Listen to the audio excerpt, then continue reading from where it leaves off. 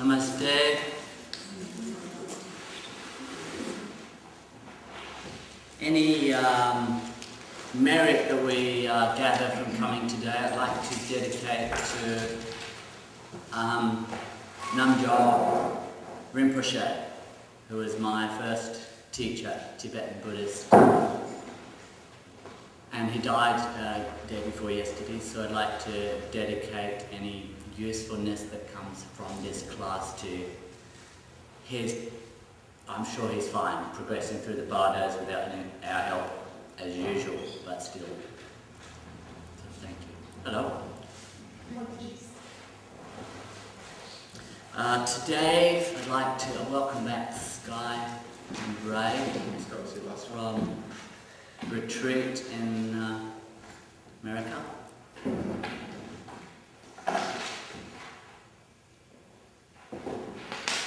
I'd like to say hello to Mary, who's checking it out today.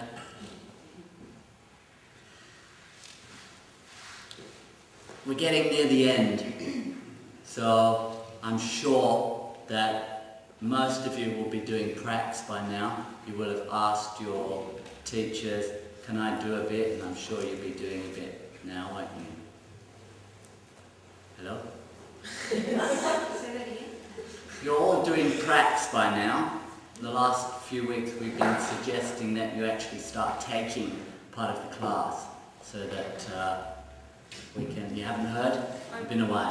I'm taking 2 classes at school for the teachers. Very good. So, with your family, with friends, you should be practicing. We don't use the word should in yoga size, as you know, so you should be practicing by now. Practicing on friends, relatives, enemies, whoever you can persuade to lie down for 10 minutes.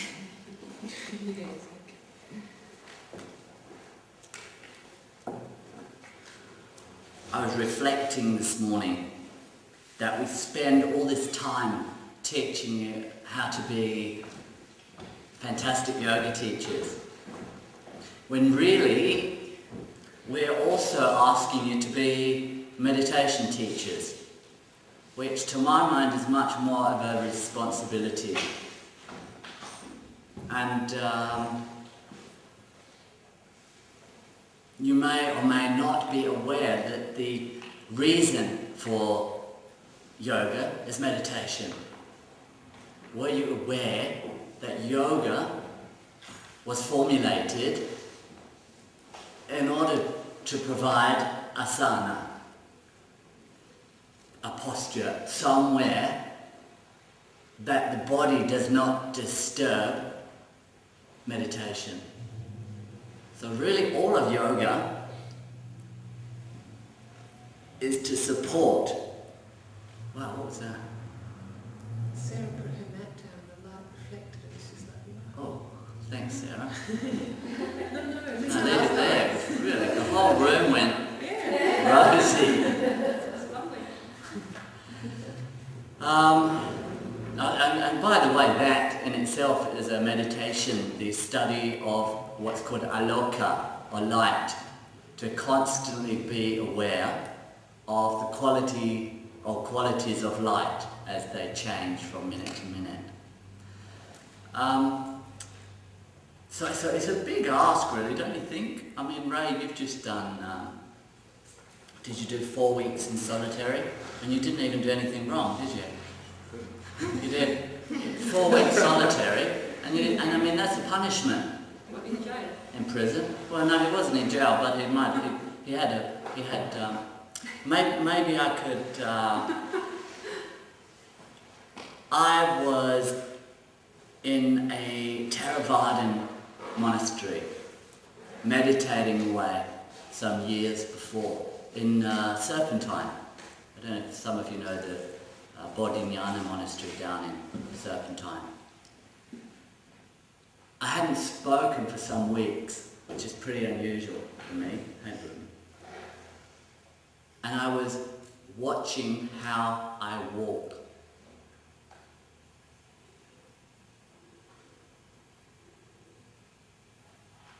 When suddenly a red truck came down the driveway of the monastery, and the bat was going. Stones were flying everywhere. And in absolute calm, I watched the approach of this red truck. And then a man with an equally red face jumped out of the truck in front of me, obviously in a state of adrenaline. And he said, "Get out! Get out! There's a fire coming!" And I remember watching the interplay of colours across his face as his mouth got really white, and it's fascinating. But I gathered there was a bushfire heading our way. So I turned around.